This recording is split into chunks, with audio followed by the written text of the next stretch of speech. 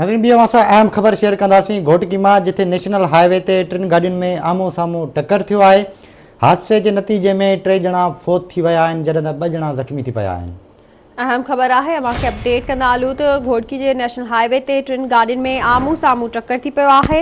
हादसे जे नतीजे में 3 ॼणा फौत थी विया आहिनि, जॾहिं त 2 ॼणा ज़ख़्मी थी पिया आहिनि। तफ़सील मालूम कंदासीं मुश्ताक लिगारी खां। जी मुश्ताक, कहिड़ा अपडेट्स आहिनि? जी मुश्ताक, कहिड़ा अपडेट्स आहिनि? हादसो कीअं पेश आयो?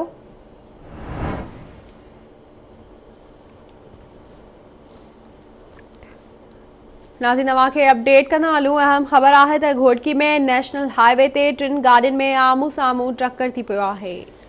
असां अहम ख़बर शेयर पिया कयूं। घोटकी मां जिथे नेशनल हाईवे ते 3 गाॾियुनि में आम्हूं साम्हूं टक्कर थियो आहे। हादसे जे नतीजे में 3 ॼणा फोत थी विया आहिनि।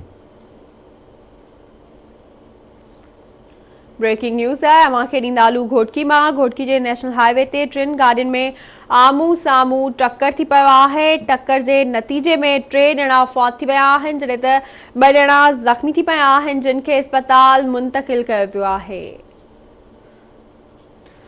अहम ख़बर आहे, अव्हांखे अपडेट कंदा हलूं। घोटकी जे नेशनल हाईवे ते 3 गाॾियुनि में आम्हूं साम्हूं टक्कर थी पियो आहे। टक्कर जे नतीजे में 3 ॼणा फौत थी विया आहिनि। वधीक तफ़सील मालूम कंदासीं मुश्ताक लगारी खां। जी मुश्ताक, छा अपडेट्स आहिनि?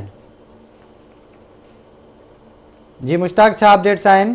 हादसो कीअं पेश आयो? टक्कर के नतीजे में 2 ॼणा जेके फौत थी विया आहिनि, 2 ॼणा ज़ख़्मी थी विया आहिनि। पुलिस जेको आहे फौतनि ज़ख़्मियुनि खे तालका अस्पताल पहुचायो।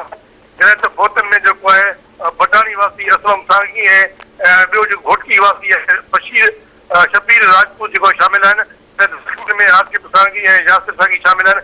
जॾहिं त ॿई ट्रेलर जेका कराची खां कश्मीर वञी रहिया हुया त फैसलाबाद वटि नेशनल हाईवे ते हादसो पेश आयो। होॾा ज़ख़्मियुनि जी जेका हालत गंभीर हुजण जे ख़बर ॿिन्हिनि जेके ज़ख़्मियुनि खे सखर रेफर कयो आहे। जॾहिं त घोटकी वासी जेको आहे बशीर राजपूत आहे, उहो 15 अकल को जेको आहे सवारी न हुई, ट्रालर में वेठो, उहो बि घोटकी वासी फौत थी वियो आहे। हिन वक़्तु जेको आहे 2 ॼणनि जेका लाश ॾिनी घोटकी अस्पताल चलनी ऐं 2 ॼणा जेके ज़ख़्मी हुए यासिर सांगी ऐं आसिफ सांगी, जंहिंजो तालुक उहे ज़ख़्मी सीरियस हुजण खे उन्हनि खे सखर रेफर कयो आहे।